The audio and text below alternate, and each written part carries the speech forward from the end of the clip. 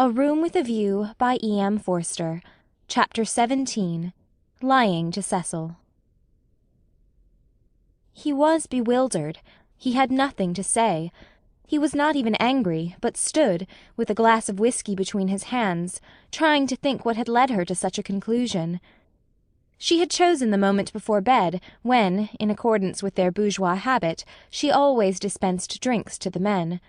Freddie and Mr. Floyd were sure to retire with their glasses, while Cecil invariably lingered, sipping at his while she locked up the sideboard. "I am very sorry about it," she said. "I have carefully thought things over. We are too different. I must ask you to release me, and try to forget that there ever was such a foolish girl." It was a suitable speech, but she was more angry than sorry, and her voice showed it. "Different? How? How?" "I haven't had a really good education, for one thing," she continued, still on her knees by the sideboard. "My Italian trip came too late, and I am forgetting all that I learnt there. I shall never be able to talk to your friends, or behave as a wife of yours should." "I don't understand you. You aren't like yourself. You're tired, Lucy." "Tired?" she retorted, kindling at once. "That is exactly like you. You always think women don't mean what they say." "Well, you sound tired, as if something has worried you." "What if I do? It doesn't prevent me from realizing the truth. I can't marry you, and you will thank me for saying so some day." "You had that bad headache yesterday." All right," for she had exclaimed indignantly. "I see it's much more than headaches, but give me a moment's time." He closed his eyes. "You must excuse me if I say stupid things, but my brain has gone to pieces. Part of it lives 3 minutes back, when I was sure that you loved me, and the other part, I find it difficult. I am likely to say the wrong thing." It struck her that he was not behaving so badly, and her irritation increased. She again desired a struggle, not a discussion. To bring on the crisis, she said, "There are days when one sees clearly, and this is one of them. Things must come to a breaking point sometime, and it happens to be today. If you want to know, quite a little thing decided me to speak to you, when you wouldn't play tennis with Freddie." "I never do play tennis," said Cecil, painfully bewildered. "I never could play. I don't understand a word you say." "You can play well enough to make up a 4. I thought it abominably selfish of you." "No, I can't. Well, never mind the tennis. Why couldn't you? Couldn't you have warned me if you felt anything wrong? You talked of our wedding at lunch. At least, you let me talk." "I knew you wouldn't understand," said Lucy quite crossly. "I might have known there would have been these dreadful explanations. Of course it isn't the tennis. That was only the last straw to all I have been feeling for weeks. Surely it was better not to speak until I felt certain." She developed this position. "Often before I have wondered if I was fitted for your wife. For instance, in London. And are you fitted to be my husband? I don't think so. You don't like Freddie nor my mother. There was always a lot against our engagement, Cecil, but all our relations seemed pleased, and we met so often, and it was no good mentioning it until all things came to a point. They have today. I see clearly. I must speak. That's all." "I cannot think you were right," said Cecil gently. "I cannot tell why, but though all that you say sounds true, I feel that you are not treating me fairly. It's all too horrible." "What's the good of a scene?" "No good. But surely I have a right to hear a little more." He put down his glass and opened the window. From where she knelt, jangling her keys, she could see a slit of darkness, and, peering into it, as if it would tell him that little more, his long, thoughtful face. "Don't open the window. And you'd better draw the curtain, too. Freddie or anyone might be outside." He obeyed. "I really think we had better go to bed, if you don't mind. I shall only say things that will make me unhappy afterwards. As you say, it is all too horrible, and it is no good talking." But to Cecil, now that he was about to lose her, she seemed each moment more desirable. He looked at her, instead of through her, for the first time since they were engaged. From a Leonardo she had become a living woman, with mysteries and forces of her own, with qualities that even eluded art. His brain recovered from the shock, and in a burst of genuine devotion he cried, "But I love you, and I did think you loved me." "I did not," she said. "I thought I did at first. I am sorry, and ought to have refused you this last time, too." He began to walk up and down the room, and she grew more and more vexed at his dignified behaviour. She had counted on his being petty. It would have made things easier for her. By a cruel irony she was drawing out all that was finest in his disposition. You don't love me, evidently. I dare say you are right not to, but it would hurt a little less if I knew why. Because— a phrase came to her, and she accepted it. You're the sort who can't know anyone intimately. A horrified look came into his eyes. I don't mean exactly that, but you will question me, though I beg you not to, and I must say something. It is that, more or less. When we were only acquaintances, you let me be myself, but now you're always protecting me. Her voice swelled. I won't be protected. I will choose for myself what is ladylike and right. To shield me is an insult. Can't I be trusted to face the truth, but I must get it second-hand through you? A woman's place.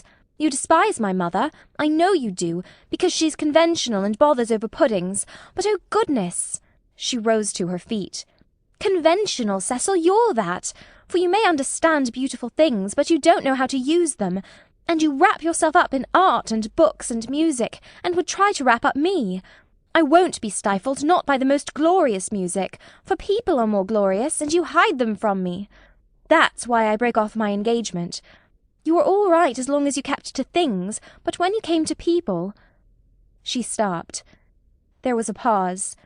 Then Cecil said, with great emotion, It is true. True on the whole, she corrected, full of some vague shame. True, every word. It is a revelation. It is— I. Anyhow, those are my reasons for not being your wife. He repeated, The sort that can know no one intimately. It's true. I fell to pieces the very first day we were engaged. I behaved like a cad to Beebe and to your brother. You are even greater than I thought. She withdrew a step. I'm not going to worry you. You are far too good to me. I shall never forget your insight. And, dear, I only blame you for this. You might have warned me in the early stages, before you felt you wouldn't marry me, and so have given me a chance to improve. I have never known you till this evening. I have just used you as a peg for my silly notions of what a woman should be. But this evening you are a different person. New thoughts, even a new voice. What do you mean by a new voice? She asked, seized with incontrollable anger. I mean that a new person seems speaking through you, said he. Then she lost her balance. She cried, If you think I am in love with someone else, you are very much mistaken. Of course I don't think that. You are not that kind, Lucy. Oh, yes, you do think it. It's your old idea, the idea that has kept Europe back. I mean the idea that women are always thinking of men. If a girl breaks off her engagement, everyone says, Oh, she had someone else in her mind. She hopes to get someone else.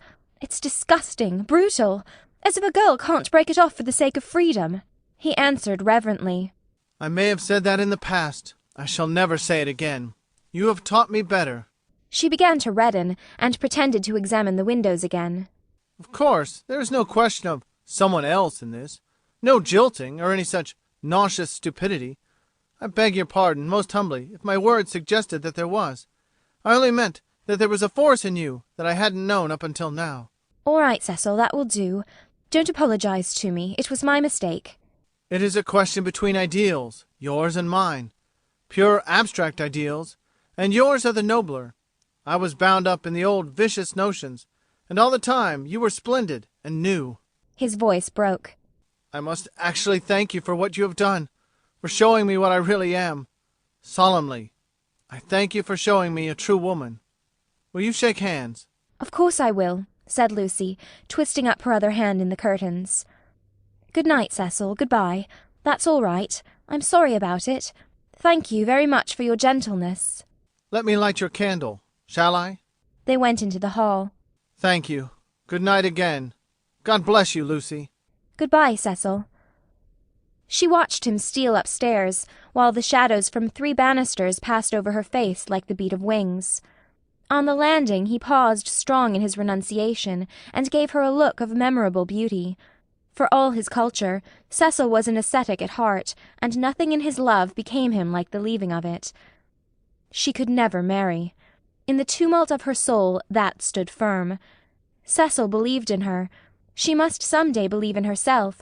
She must be one of the women whom she had praised so eloquently, who care for liberty and not for men. She must forget that George loved her, that George had been thinking through her and gained her this honourable release, that George had gone away into, what was it? The darkness. She put out the lamp. It did not do to think, nor, for the matter of that, to feel. She gave up trying to understand herself, and the vast armies of the benighted, who follow neither the heart nor the brain, and march to their destiny by catchwords. The armies are full of pleasant and pious folk. But they have yielded to the only enemy that matters, the enemy within. They have sinned against passion and truth, and vain will be their strife after virtue. As the years pass, they are censured. Their pleasantry and their piety show cracks, their wit becomes cynicism, their unselfishness hypocrisy. They feel and produce discomfort wherever they go. They have sinned against Eros and against Pallas Athena, and not by any heavenly intervention, but by the ordinary course of nature, those allied deities will be avenged. Lucy entered this army when she pretended to George that she did not love him, and pretended to Cecil that she loved no one. The night received her, as it had received Miss Bartlett 30 years before. End of chapter 17.